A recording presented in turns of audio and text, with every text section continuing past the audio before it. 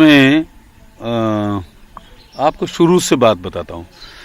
मुलायम सिंह, कल्याण सिंह, अगर दोनों को हम कहें और ईमानदारी से अगर परखें तो मुलायम सिंह और कल्याण सिंह दोनों अयोध्या की पैदाइश हैं।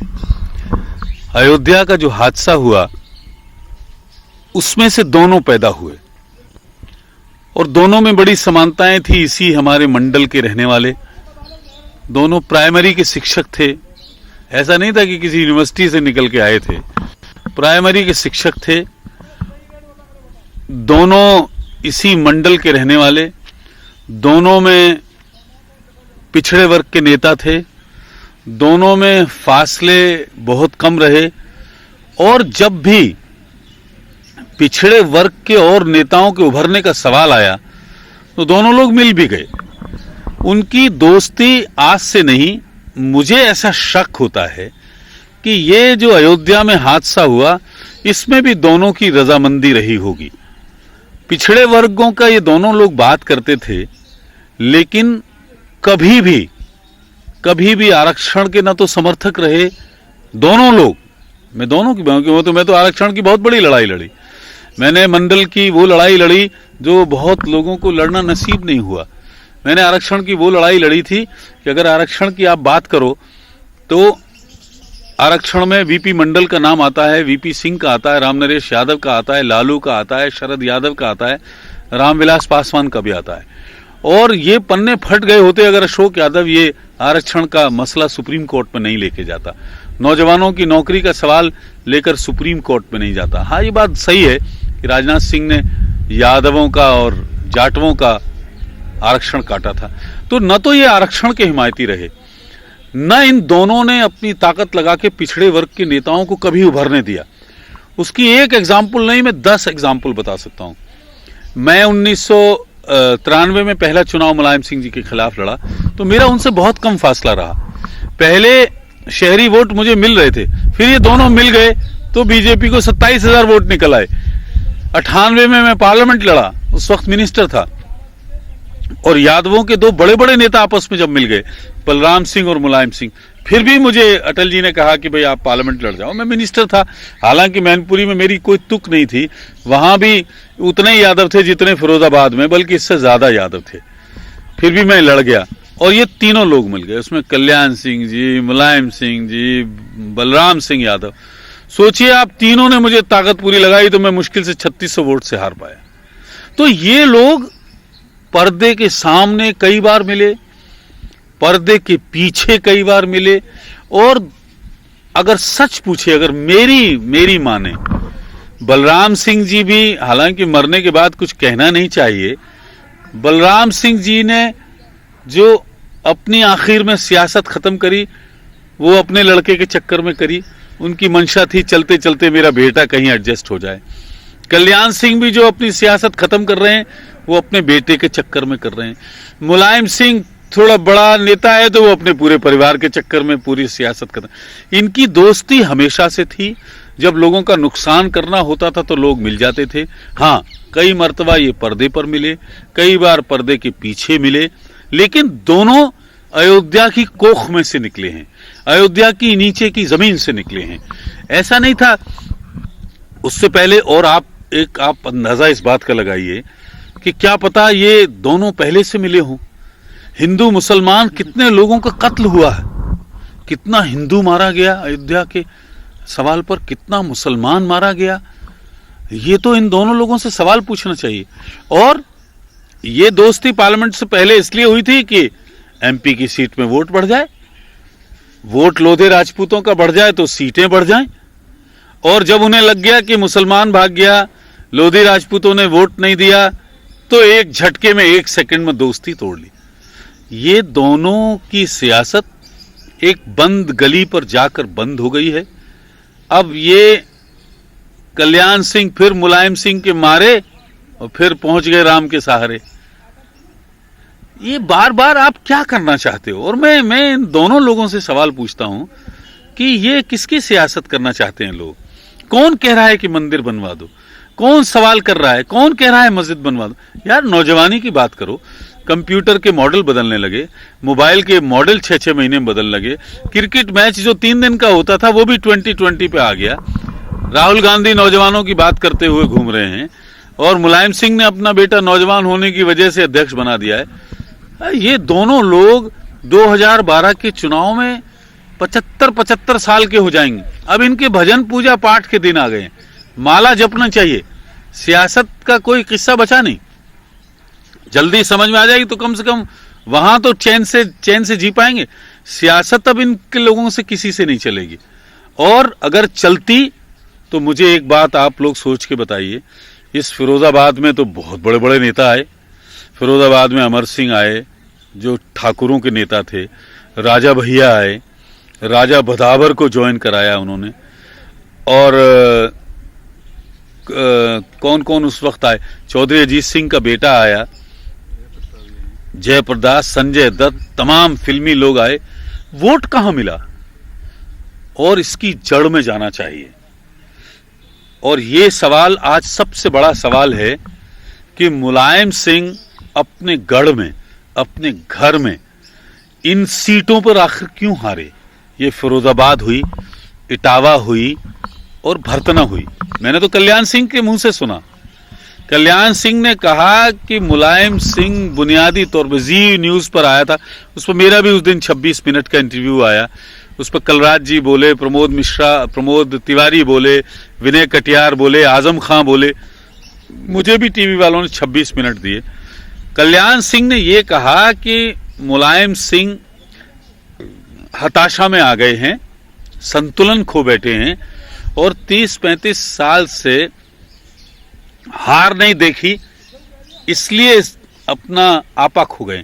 असल में पहले तो चुनाव बूथ कैप्चर हो जाता था, तो 15-20 साल तो उनकी मुलायम सिंह जी की उसमें कट गई। अब ये तो 5 साल से चुनाव आयोग आया है, 5 साल से ईमानदारी का चुनाव हुआ है, तो होने लगा तो हारने लगे। शुकाबाद हार गए, अपने उधर तमाम चुनाव हार गए। 2007 में हमारे सामने बहुत मीटिंगें कराई लेकिन हार गए। अभी फिरोजाबाद और भरतना और इटावा जब हारे तो पूरे हिंदुस्तान में आग लग गई। इसकी जड़ में एक बात है कि पहली बार मुलायम सिंह के सैफईवाद में और मुलायम सिंह के परिवारवाद में वोट यादवों ने नहीं दिया है। और कल्याण सिंह तो कह रहे थे कि 40% वोट नहीं दिया है मुलायम सिंह को यादवों ने। मैं तो साक्षी हूं इस बात का। यादव जब हटने लगा है, अब ये और बात है, इसमें कोई लोग कहते हैं कि भाई वो घोसी कमरिया का किस्सा हुआ है, घोसी शायद नाराज हो गए। घोसी, मैं तो कहता हूं कि यादव कोई भी नाराज हुए हों, वो नाराज तो हुए, और अगर वो मुलायम सिंह से नाराज हुए हैं तो मुलायम सिंह के परिवारवाद और सैफईवाद की बदौलत नाराज हुए हैं। वरना 3 महीने पहले, 4 महीने पहले लड़का लड़ रहा है तो 85,000 से जीत रहा है, और अब चुनाव हो रहा है तो आप 85,000 से हार रहे हैं।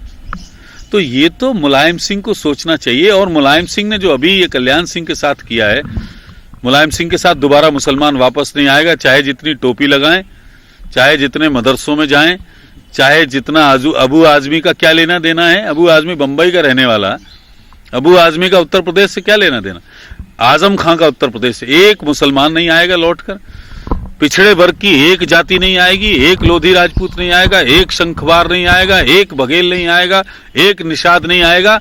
मुलायम सिंह को अब फिक्र करनी चाहिए कि यादव कैसे पूरा का पूरा आए। मैं तो कहता हूं, मैं मान भी लेता हूं, अगर घोसी यादव ही उनसे टूट गया है तो इसके लिए जिम्मेदार कौन है? उत्तर प्रदेश में 3 बार मुख्यमंत्री कौन रहा है? मुलायम सिंह यादव। अगर वो पूरा यादव भी इकट्ठा नहीं कर पा रहे तो किसकी गलती है? इसमें सिर्फ खालिश तौर पर मुलायम सिंह की गलती है। और इसका सबसे बड़ा एग्जाम्पल, इटावा में ज्यादातर यादवों ने, ये बात सही है, मैं ये बात मानता हूं, घोसी यादवों ने एक भी वोट नहीं दिया इटावा में मुलायम सिंह की पार्टी को। और यहां भी जो सबसे नाराजगी हुई है उसमें घोसी यादव ही सबसे ज्यादा है। भरतना में तो एक भी घोसी का कोई बच्चा है तो उसने वोट नहीं दिया। क्यों नहीं देते हैं भाई? आप इस पर सवाल करिए।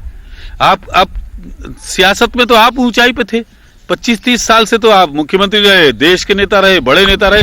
अगर आपकी बिरादरी आपसे भाग रही है तो अपने गिरेबां में झांक कर देखिए मुलायम सिंह जी, क्या वजह है? कौन सी ऐसी जड़ों में क्या गया, कहीं ना कहीं तो आप ही जिम्मेदार हैं उसके लिए। और एक बड़ा सवाल जो अभी बड़ा बना है, सब लोगों ने कहा कि भरतना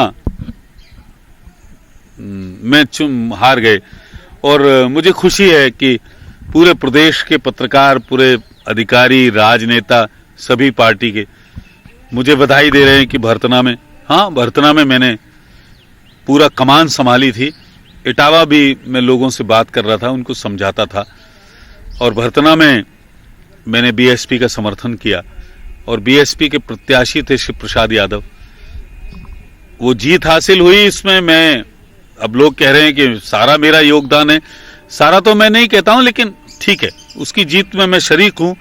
और मुझे 52 मीटिंगें करनी पड़ी भरतना में, नामांकन से लेकर चुनाव के आखिर तक ऐसी कोई बड़ी मीटिंग नहीं हुई जहां मैं गया नहीं। वहां ये बात भी सही है, मैं ये बात मानता हूं कि जब वहां का चुनाव में कक्का नंबर 1 पर था, प्रदीप नंबर 2 पर था, और हमारा प्रत्याशी पिछड़ा हुआ था। ये बात सही है, मैं इसको मानता हूं। लेकिन मैं जब से गया तो मैंने वहां की जनता से सिर्फ यही सवाल किया कि भाई ये कक्का कक्की कौन है? ये आदमी सड़क से लोगों से बीड़ी मांग के पी रहा है, इसे विधानसभा की सड़क पर बैठाना चाहते हो? ये अपनी गाड़ी में शराब बेच रहा है, थैलियां बेच रहा है देशी शराब की, इसे विधानसभा का रास्ता दिखाना चाहते हो? ये अपने परिवार में इसने ऐसा घृणित काम किया जो पशु पक्षी नहीं करते हैं, उसको विधानसभा की सड़क पर बैठाना चाहते हो? और अगर 22 की जगह 23 कांग्रेस के एमएलए हो जाएंगे तो कौन सी धरती फट जाएगी? बिजली की बात शिव प्रसाद करेगा, थाने की बात शिव प्रसाद करेगा, विकास की बात शिव प्रसाद करेगा। मैं भरतना की जनता का क्या, पूरे उत्तर प्रदेश की जनता का आभारी हूं। और भरतना का विशेष तौर से उन्होंने मेरी बातें बहुत गौर से सुनी। मेरी मीटिंगों में इतनी भीड़ हुई, लोग बताते पिछली 50 सालों में इतनी भीड़ नहीं हुई। मुझे बहुत गौर से सुना, मेरे भाषण एक एक सवा घंटे के हुए। हाँ, मैं सच बात बताऊं, मैं अपने समाज के यादवों का भी बहुत ऋणी रहूंगा। उन्होंने एक एक वोट मेरे कहने से शिव प्रसाद यादव को दिया, और मैं पूरी जिंदगी उनका एहसान नहीं उतार पाऊंगा। हालांकि ये बात भी सही है, यहां से नामांकन से लेकर यहां से 100 गाड़ियां जिले से जाती थी। नामांकन में बहुत बड़े बड़े लोग, जिले के बहुत नामी लोग मेरे साथ गए, कोई झंडा नहीं था। अगर मेरे प्रयासों से एक कोई विधानसभा की सीट जीत गई, एक विधानसभा पर ज्यादा वोट मिल गए, और मुलायम सिंह की लोगों को असलियत समझ में आ गई, कल्याण सिंह की असलियत समझ में आ गई, तो मैं तो जनता का क्या, पूरे उत्तर प्रदेश का बहुत बहुत आभारी हूं। नौजवानों का बहुत बहुत आभारी हूं कि उन्होंने मेरी बात पर जगह जगह वोट दिए। और यहां मुलायम सिंह के खिलाफ रुख था। मुझे खुशी है मुलायम सिंह को ये जो हार का सामना देखना पड़ा, वो अपने अंदर गरिमा में झांक कर देखें, और पूरी बिरादरी को कहां ले जाके उन्होंने छोड़ा है वो तय करें। 30-35 साल में उन्होंने सैफई के अलावा, अपने परिवार के अलावा, अपने रिश्तेदारों के अलावा कोई और सियासत करी है तो मुझे बताएं। इतिहास जब लिखा जाएगा उनका, तो उनके इतिहास में उनके नाम से क्या क्या लिखा जाए। सिपाही की एक भर्ती लिखी जा सकती है। मैं कहना चाहूंगा कि इस बात को लोग समझें। लोग उत्तर प्रदेश में अब नई सियासत की बात करें, लोग उत्तर प्रदेश में अब नई नौजवानी की बात करें, लोग उत्तर प्रदेश में आने वाले कल की बात करें, लोग उत्तर प्रदेश में उन लोगों के साथ सियासत करने की बात करें जो पढ़े लिखे लोग हों, जिनके चेहरे पर, दामन पर कम दाग हों, जो अच्छा मुस्तकबिल दे सकें उत्तर प्रदेश को, जो 2012 में सूबे के लिए बड़ी बात कर सकें, बड़े ख्वाब हम लोगों को दिखा सकें, और जनता को कम से कम बदगुमा दाग न दें। बहुत बहुत शुक्रिया।